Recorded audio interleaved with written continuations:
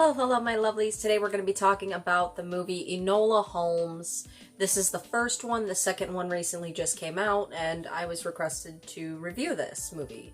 So, without any further ado, grab a snack, grab a drink, and let's jump into it. Roll the intro.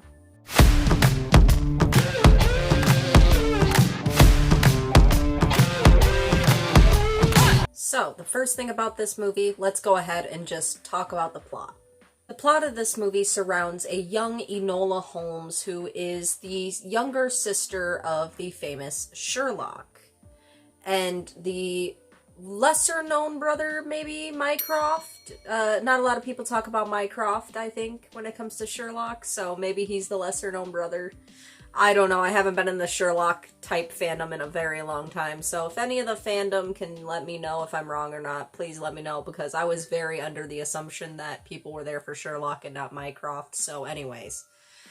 Enola is the younger sister of Sherlock and Mycroft Holmes, and she lives with their mother primarily. Their mother is very eccentric, as you expect the mother of Sherlock to be. She teaches Enola things that are unconventional for their time, like fencing and code deciphering and typical things that a Holmes would know. Yeah, pretty much. And one day, their mom goes missing.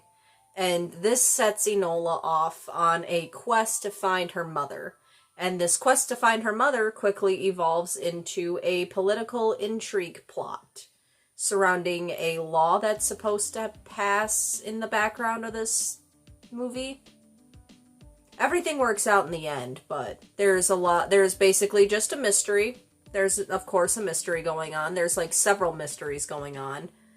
And at the same time, she is trying to stay away from her brothers because her brothers are quickly looking for her, and Mycroft being the one that is now taking care of her while their mother is missing, his ward, as he calls it, he wants to send her off to a fancy boarding school, and Sherlock thinks that she should stay home. But Enola overhears them talking about this, and this leads her to go off on her own and to try to find their mother on her own. So at the same time that she's trying to find her missing mother, she runs away, and now the Sherlock and Mycroft are after her as well, which I guess adds a little bit more danger to it. But that's the plot. Now let's talk about the characters. Let's start the characters off with the main character herself, Enola. Enola, I've already told you a little bit about her. She's smart, she's witty, she knows basically everything that Sherlock knows, if not a tiny bit more. She does a lot of things in this, and I found a lot of the things that she did in this movie interesting. There was a lot of cleverly laid, like, clues that you would never, like, really think of. There's this whole bit where her and her mom are trying to communicate. I guess she's trying to communicate with her mom through the newspapers that her mom quite frequently reads. And she leaves, like, a coded cipher in, like, the Craigslist of the newspaper, like the personal section on the newspaper. And I found that bit really interesting and kind of neat at the same time. Like, you didn't have text messaging, and if you wanted to text message someone a code, I mean, it doesn't really work out that way, so I really did like that little bit with the newspaper code. I thought that was really interesting. And there was a couple other things that I was like, oh, that's really interesting. I like mystery movies, okay? I like a good mystery. I like when you see, like, the cleverly laid traps and how everything comes together in the end and how did I miss this? So there was some cleverly done trap stuff in this. And Enola, the person that plays Enola, is, of course, Millie Bobby Brown, who you might know as Eleven from Stranger Things. And I actually really liked Millie Bobby Brown in the role of Enola. I felt like she encapsulated the role quite well, and I don't really have any qualms with Millie Bobby Brown as Enola Holmes. I think she put her own spin enough on the character to make it her own. And I actually quite liked her as Enola. I found Enola quite endearing because of Millie Bobby Brown. So, on to the next person. There's this whole subplot with, like, this Viscount kid, and I don't even remember his name. And this isn't against the actor that played him, but I don't even remember this guy's name. He's supposed to be like the love interest for Enola, and I guess he did his job well enough that, you know, I remembered him as the Viscount, but I don't actually remember his actual name. And the actor, you know, he did what he was supposed to do. He did an alright job as this Viscount, and I actually kind of liked the dynamic between him and Enola a little bit. It was cute. Their whole little thing was really cute, and that's all I really got to say about him. He came for that paycheck. He did what he was paid to do. Moving on. Now to Sherlock. Sherlock is played by Henry Cavill, who I'm sure you know who Henry Cavill is. If you don't know who Henry Cavill is, he is best known for playing Superman and The Witcher. Well, not anymore. Wow, that did not... I am recording this at the wrong time. Yeah, if you didn't know, Henry Cavill is no longer playing The Witcher going forward. He's no longer playing Geralt, so... if this is how you found out, I am so sorry. Maybe I should cut this part out. Oh, maybe the people should know. Yeah, the people should know. Yeah, they should know. Now you do. We don't really get that much of Henry Cavill as Sherlock and like in the mystery department. He kind of figures out things that Enola is figuring out like a step behind her. So he's basically giving people information that we already have for most of the movie, especially the ending, where Enola kind of solves this whole political plot going on that surrounds the Viscount, and that's how her and Marquis, I think he's a Marquis or a Viscount. I think he's a Marquis. They keep saying the Marquis a lot in this movie. So I guess he's a Marquis. Anyway, there's a political plot going on with this young kid, okay, who's royalty, essentially. Anyways, we don't really see that much of Henry Cavill as Sherlock, and I guess that was to give Enola some room to do her thing, and to show that she's just as good as Sherlock at what Sherlock does, and I actually quite appreciate that.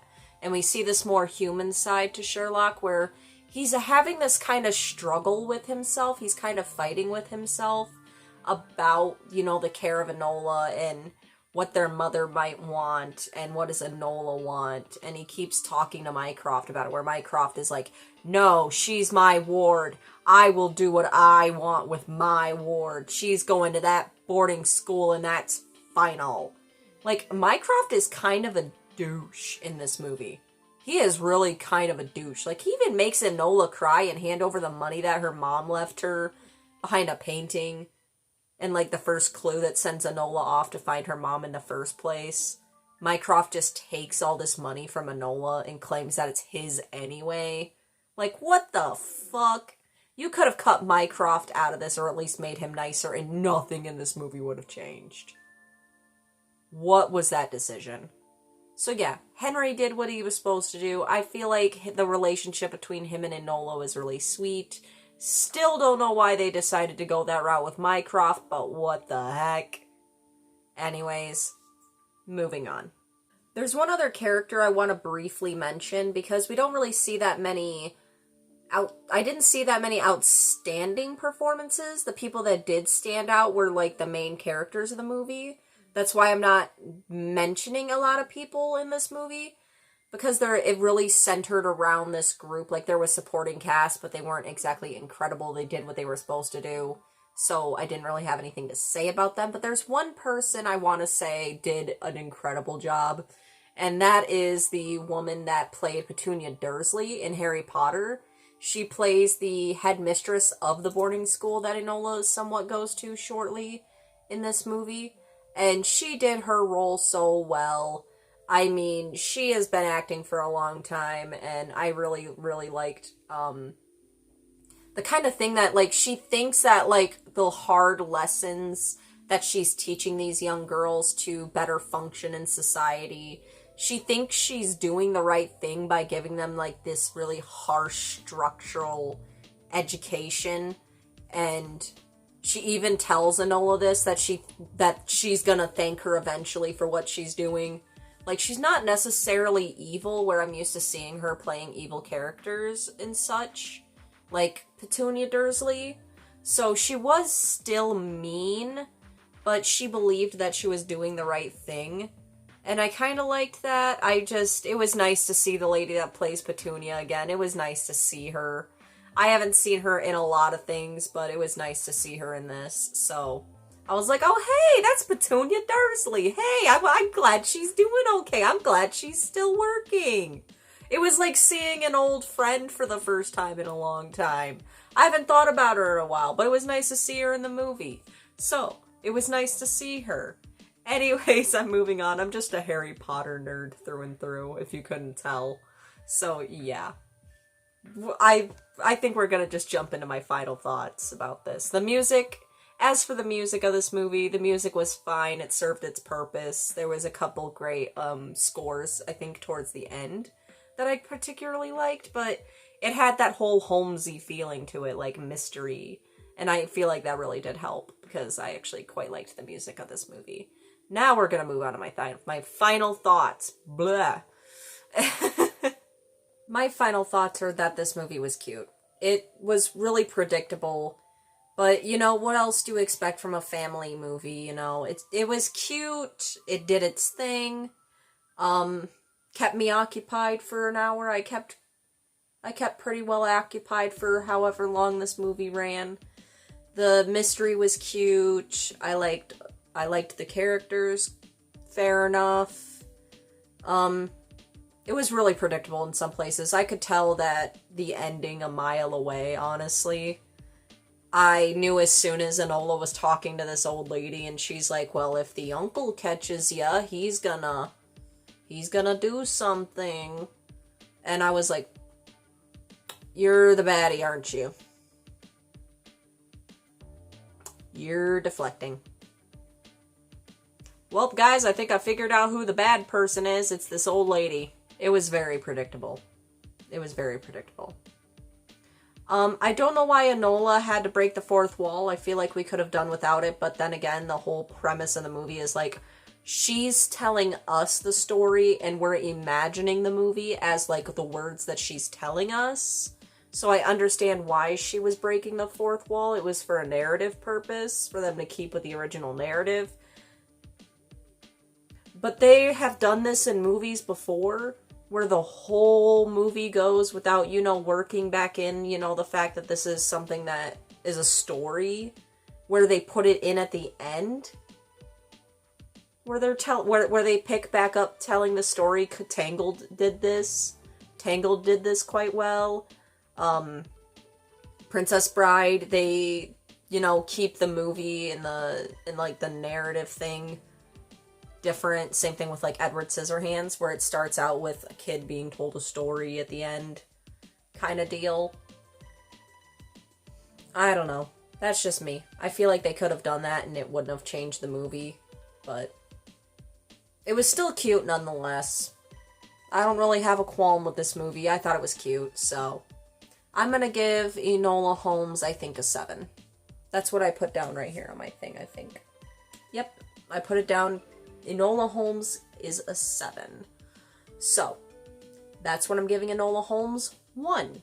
If you guys want me to review Enola Holmes 2, which just came out, please let me know in the comments below. If you feel like it, please hit the like and the subscribe button, please.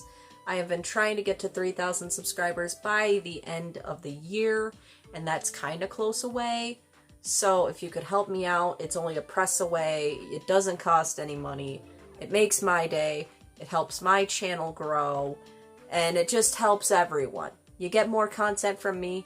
This is the deal, okay? This is the deal. I give you content weekly, at least once a week. Some channels don't even post once a week. I'm giving you at least a video a week. All you gotta do is click a button one time. I'm doing most of the work here. Eh?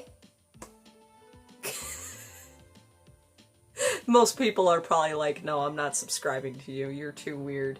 At this point, most people are probably just like, nah, you're too fucking weird. Why did I click on this video? for this ending. And your point is valid. I also know I'm weird and annoying. That's why I decided to make a YouTube channel. Anyways, that's what I thought about Enola Holmes. If you like it, if you feel like it, go ahead and press the like and the subscribe button. I'm just trying to change things up a bit, so hopefully I did. Yeah, I love you all so much. What is your thoughts about Enola Holmes? Let me know in the comments below.